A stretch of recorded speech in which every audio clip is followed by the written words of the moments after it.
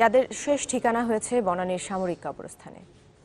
অশ্রুসজল চোখে প্রিয় স্বজনের জন্য প্রার্থনায় দুহাত তুললেন পরিবারের সদস্যরা। কারো বাবা, কারো সন্তান, কারো বা স্বামী। পরিচয়ের এই ভিন্নতা কষ্টের সায়রে যেন মিলেমিশে একাকার।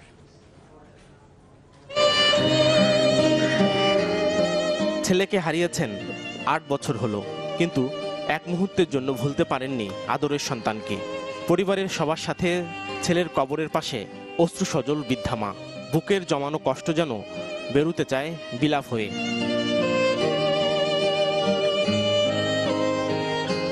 আট বছর আগের ওই দুঃস্বপ্ন তারা করে ফেরে সেনা সদস্যদের প্রতিটি পরিবারকে।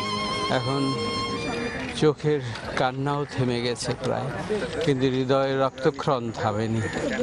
রক্তক্ষরণ ঠিকই আছে। জীবন বড় দুর্বিষহ। যেটা চাই সেটা হচ্ছে আল্লাহর বিচার চাই, আর কারো বিচার চাই না। আমার সন্তান সম্পূর্ণ নিরপরাধ।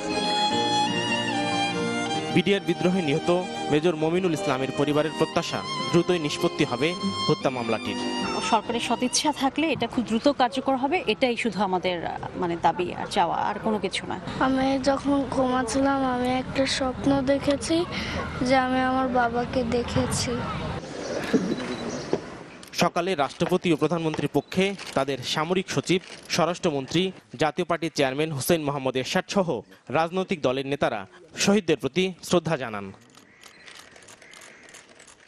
পরে স্বরাষ্ট্রমন্ত্রী বলেন, অপরাধীদের সর্বোচ্চ সাজা নিশ্চিত করা রাষ্ট্রের দায়িত্ব।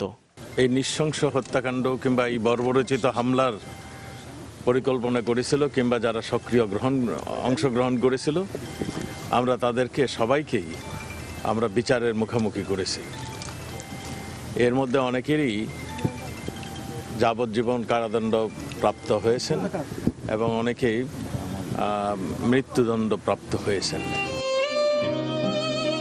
স্বজনদের অভিযোগ, ঘটনা তদন্তে দুটি কমিশন হলেও প্রকৃত কারণ এখনো উদ্ঘাটিত হয়নি।